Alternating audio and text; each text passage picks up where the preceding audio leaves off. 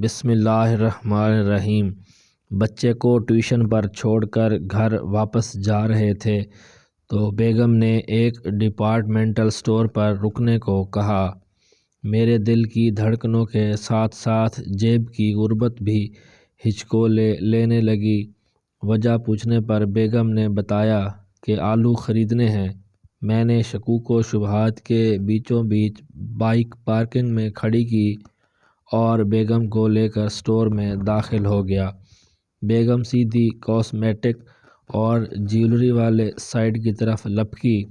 کافی دیر تک جیولری اور دوسری اشیاء دیکھتی رہی، وہاں سے کراکری والے پورشن میں چل دی۔ میں بھی پیچھے ہو لیا۔ کچھ دیر شیشے اور پلاسٹک کی کراکری اٹھا اٹھا کر دیکھتی رہی۔ بیگم کی حسرت بھری نگاہوں اور والہانہ انداز سے مجھے لگا کہ آج لمبا خرچہ ہونے والا ہے۔ میں نے دل ہی دل میں پارکنگ میں کھڑی اپنی پرانی بائیک کی قیمت لگائی تو 20-22 ہزار سے زیادہ ملتے نظر نہ آئے۔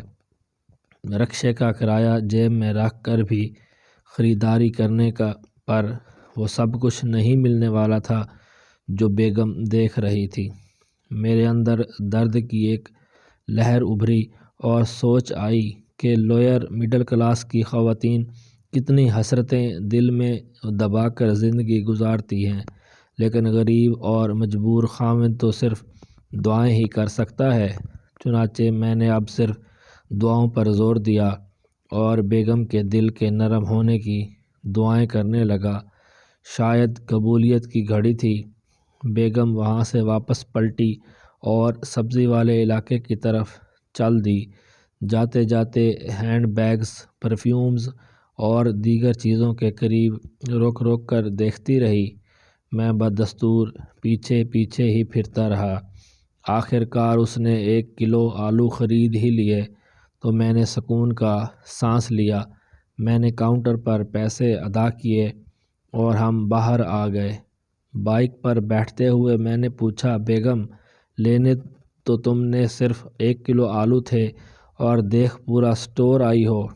اگرچہ میرا سوال کئی قسم کے خطرات کو دعوت دینے کے مترادف تھا، لیکن بیگم نے کمال سادگی سے جواب دیا۔ کہنے لگی، شاہ جی، جب قسمت میں آلو لکھے ہوں تو بندہ لگژری آئٹمز دیکھ کر ہی خوش ہو لیتا ہے۔ بات تو بیگم کی سچ ہی تھی، لیکن میں بھی کیا کر سکتا تھا۔ چنانچہ خود کو آلو آلو سا سمجھتے ہوئے بائیک کو کک لگائی اور گھر کو چل دیے۔ راستے میں ایک بڑا شادی ہال پڑتا ہے، وہاں پہنچے تو سڑک پر کافی رش تھا۔ شاید ابھی بارات پہنچی تھی اور گاڑیوں میں سے گویا سجی سنوری پریاں نکل نکل کر شادی ہال کے اندر جا رہی تھیں۔ میں نے بائیک ایک طرف روک دی اور اللہ کی بنائی ہوئی حسین و جمیل مخلوق کو بڑی انہماک سے دیکھنے لگا۔ بیگم نے کچھ دیر تو صبر کیا، پھر بولی، اب چلیں گے بھی یا دلہن کو الوداع کر کے جانے کا ارادہ ہے؟ میں نے جواب دیا، بیگم اصل میں تمہاری بات یاد آ گئی تھی، تم نے بالکل ٹھیک کہا تھا۔ کہنے لگی، کون سی بات یاد آ گئی اب؟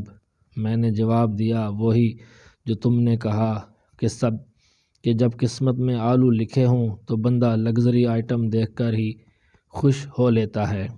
میری بات سنتے ہی بیگم کا ضبط جواب دے گیا اور کہنے لگی، اور گھر پہنچنے تک آلو کی بھجیا تقریباً تیار ہو چکی تھی۔